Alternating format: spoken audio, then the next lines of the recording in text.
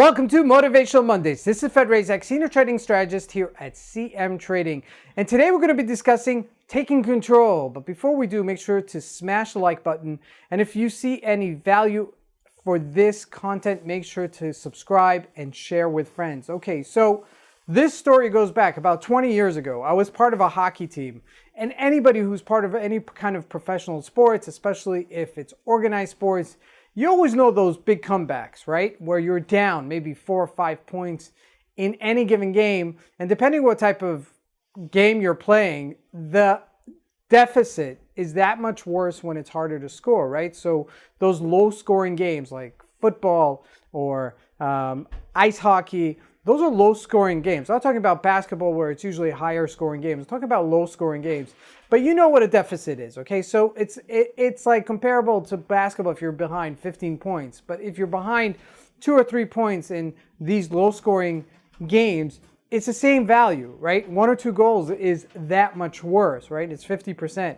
So anyway, we're playing this massive game closer to playoffs, part of a league. After work, we would go and knock off around 5, 6 o'clock, and we would have these professional, almost semi-professional leagues. So we have 2 uniformed umpires and, you know, all very, very legit stuff. And we were pretty good, okay?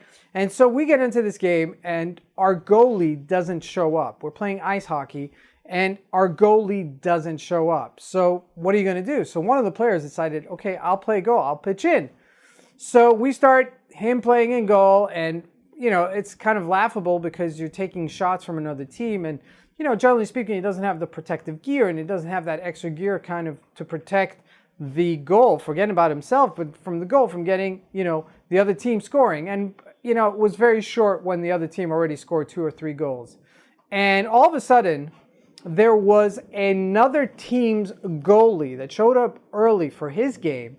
And he was suiting up, and he said, hey guys, I see you're down a goalie. Do you want me to pitch in? So we're like, yeah.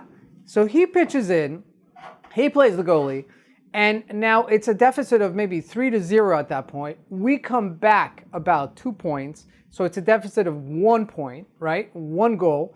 And then he has to book to his game. He's like, sorry guys, I've got a game going on. So he's booking. And then all of a sudden we're back to having no goalie, and they score another point. So it was so devastating. At that point, it was 4-2, and we had been in a deficit, but we had caught up. And then all of a sudden, there was another goalie that showed up, and he said, listen, I'm not playing this game until the next time. And so if you want, I could pitch in. So he's like, yeah. So this is our second goalie in one game. He pitches in.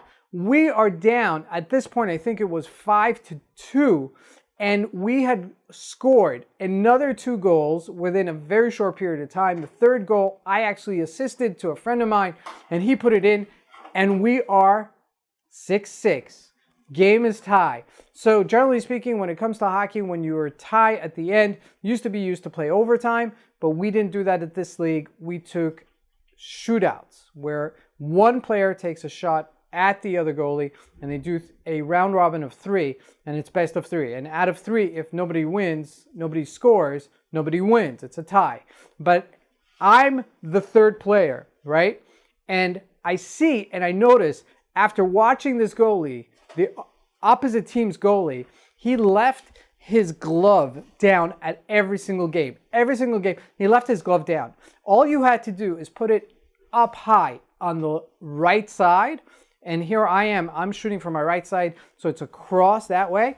And all I got to do is just shoot it up. And I noticed that, and as I take the puck, I lean back and I turn, and I quickly released it, and we score, and we win the game. Very exciting. We were just so happy. Nobody just imagined it. And I was a little bit surprised that the captain actually chose me to shoot that last shot. It's usually the best player. I wasn't the best player on the team, but the point of the game is, the point of the story really is, and the point of the game was that comebacks do happen.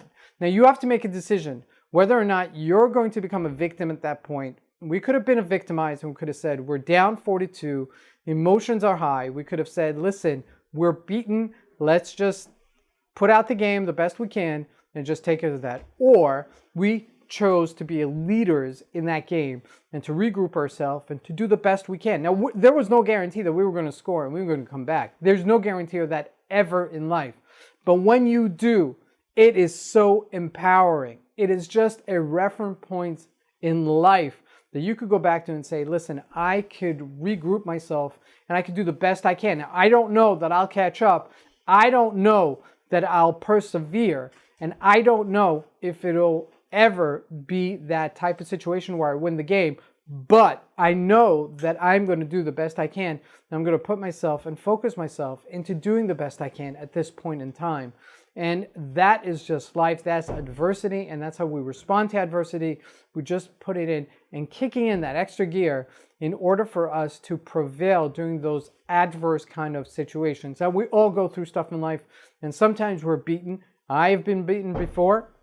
And sometimes we could use it just as springboards to make a better of ourselves. So that's my message to you this week. Have a great week, everybody. We'll see you here next week on Motivational Mondays. God bless.